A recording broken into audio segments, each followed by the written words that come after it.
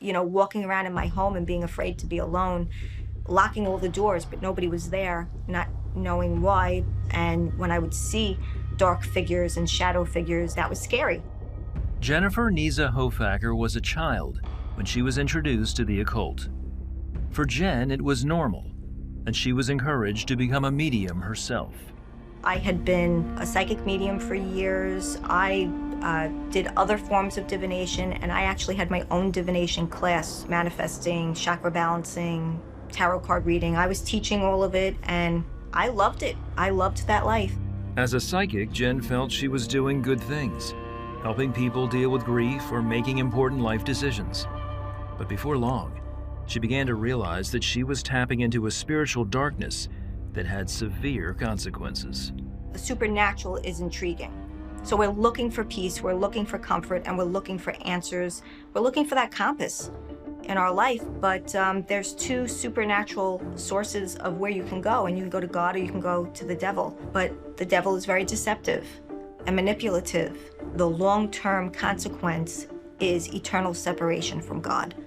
The short-term consequence is destruction. Growing up, seeing things and feeling things, very, very scary, and that was where a lot of my anxiety had came from, and I would have full-blown anxiety attacks, panic attacks, like frozen in fear just from seeing or hearing or something. It got to a point that it was so dark and so hard, and I just cried out to Christ one day, and I didn't understand that. I didn't get that because I never really knew him. He showed up. I know it was him, and there was peace, and I felt peace, but I didn't understand the experience, which left me spiritually vulnerable. I didn't want to be a psychic anymore, but I didn't know why.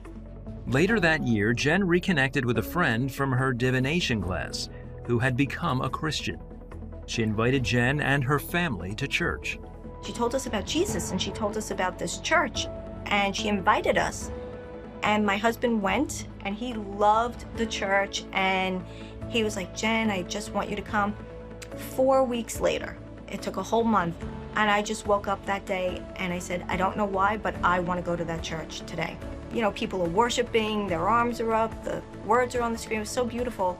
I'm singing, Jesus saved me, the lyrics, Jesus saved me, and it was like a flashback. I went right back to that moment when I cried out to him months prior, and it was like all of a sudden I just knew. It was like confirmation.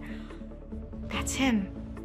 I could cry. He saved me. He saved my life. He saved my life eternally. Like, this is really Jesus. This is really the Son of God. Wow. And I started crying. Jenn's heart began changing as she experienced the love of God for the first time.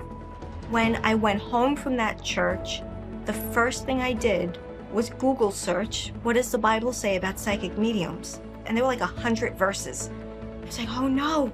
And Deuteronomy 18:10-12, you shall not consult or practice any form of divination. And he mentions the word medium. And I was like, he's talking to me. That's 9 years ago. That was the beginning of my life, really. Jenn put her faith in Christ as Lord of her life. And since then, he has used her testimony to tell others about the dangers of the occult. Jenn has written books and published videos online detailing her experiences to show others the depth of Jesus' love and mercy. I think the gravity of my salvation is so heavy. It compels me to constantly share the gospel, constantly point to Christ. I want people to see who God is. And if even one person is ever reached by those videos, hearing the truth about the demonic nature, and they could get away from it, thank God. I've seen wonderful things. God is moving in mighty ways. Every day I'm thankful for him. Every day I'm thankful, and for the way that he did it too, because he knows me. He knew what it would take. He let me get to the end of myself, or what feels like, people call it, a rock bottom. And he did that for me, and he gave me another chance.